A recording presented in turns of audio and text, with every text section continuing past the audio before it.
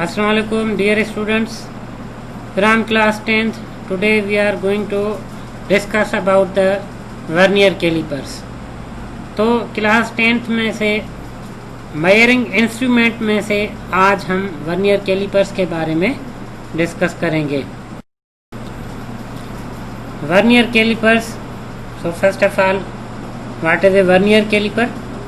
So it is an instrument which can measure length up to 0.1 millimeter or 0.01 centimetre.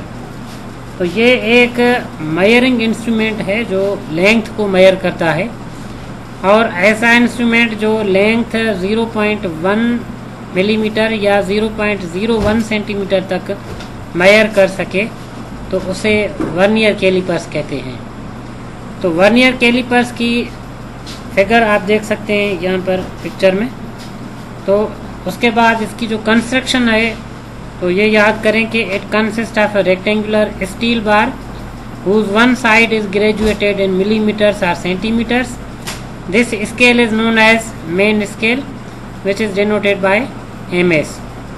तो यहाँ पर एक fixed scale है जिसमें जो डिवीजन्स होती हैं वो मिलीमीटर्स में भी होती हैं या मीटर्स में भी होती हैं, और ये फिक्स्ड स्केल होती है और इसे हम मेन स्केल कहते हैं और MS के साथ रिप्रेजेंट करते हैं। And a small scale usually consisting of 10 divisions which slides over the main scale is known as vernier scale VS।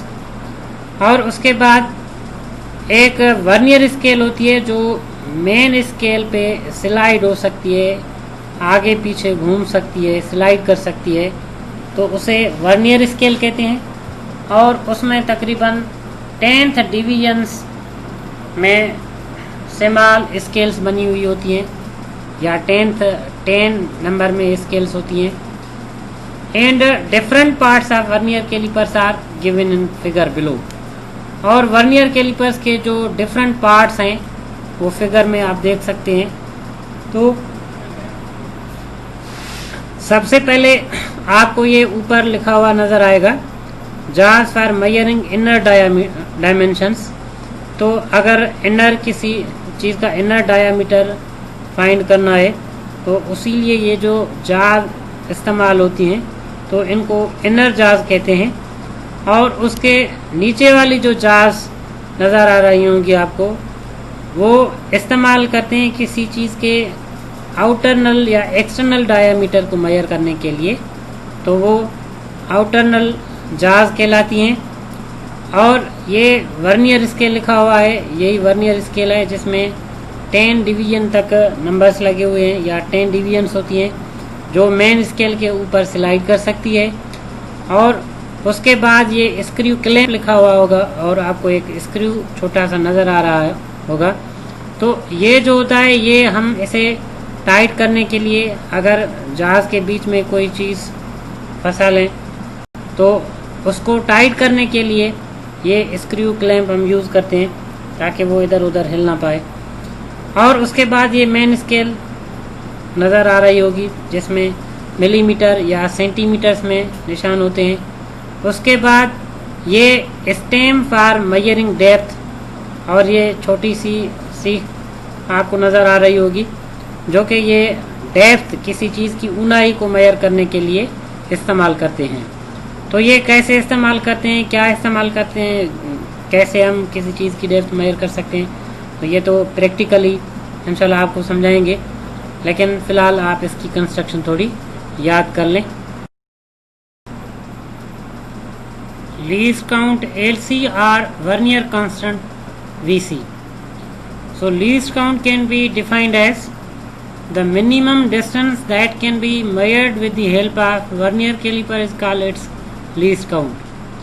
तो कम से कम मुफासला, जो कम से कम लेंथ हम वर्नियर कैलिपर की मदद से मेजर कर सकें तो वो उसकी लीस्ट काउंट कहलाती है।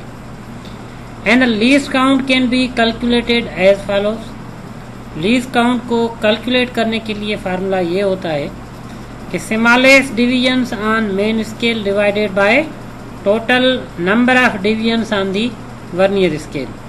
तो मेन स्केल पे जो स्मॉलेस्ट डिवीजन है वो 1 मिलीमीटर होती है, और total number of divisions on the vernier scale जो होती हैं वो 10 होती हैं। तो 1 को 10 के साथ डिवाइड करेंगे तो 0.1 मिलीमीटर आ जाएगा, या इसे अगर सेंटीमीटर में कन्वर्ट करेंगे तो ये 0.01 सेंटीमीटर हो जाएगा, जो कि वर्नियर कैलिपर्स की लीस्ट काउंट होती है। Now zero error. So zero error can be defined as if zero of main scale does not coincide with the zero of vernier scale, then instrument or vernier caliper has a zero error।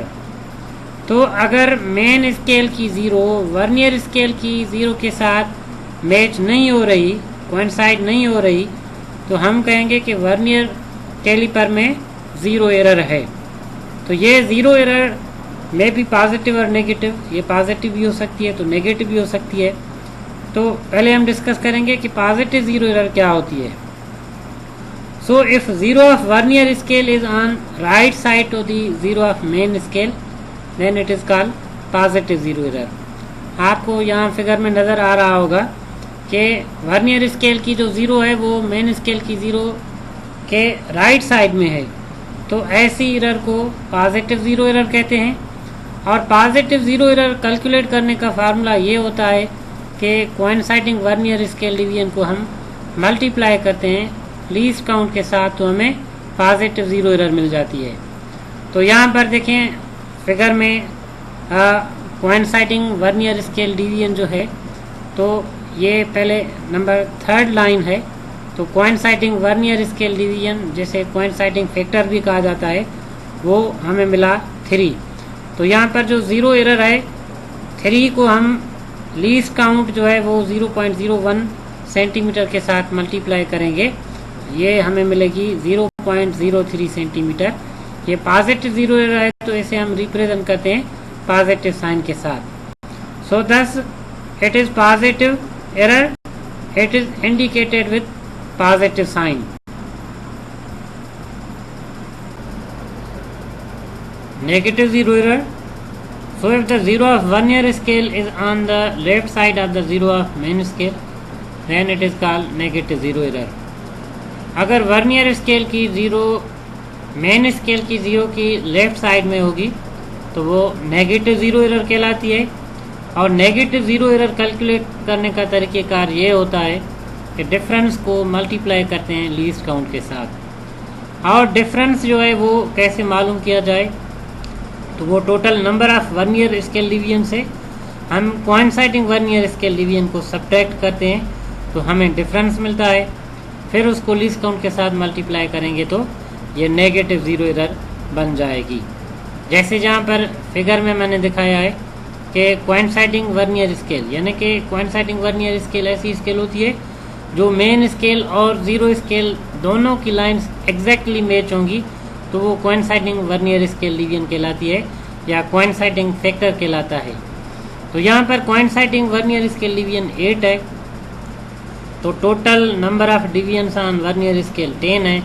तो difference मालूम करने के लिए 10 में से 8 minus करेंगे तो 2 बचेगा। तो ज़ीरो एरर इसकी डिफरेंस इनटू लीस्ट काउंट, तो यहाँ पर 2 को मल्टीप्लाई करेंगे डिफरेंस को उस लीस्ट काउंट 0.01 सेंटीमीटर के साथ, तो ये 0.02 सेंटीमीटर हो जाएगा। यहाँ पर देखें ज़ीरो एरर जो है वो नेगेटिव ज़ीरो एरर है, क्योंकि वर्नियर स्केल वाली ज़ीरो मेन स्केल वाली ज़ीरो की लेफ्ट है, तो ये नेगेटिव ज़ीरो एरर है।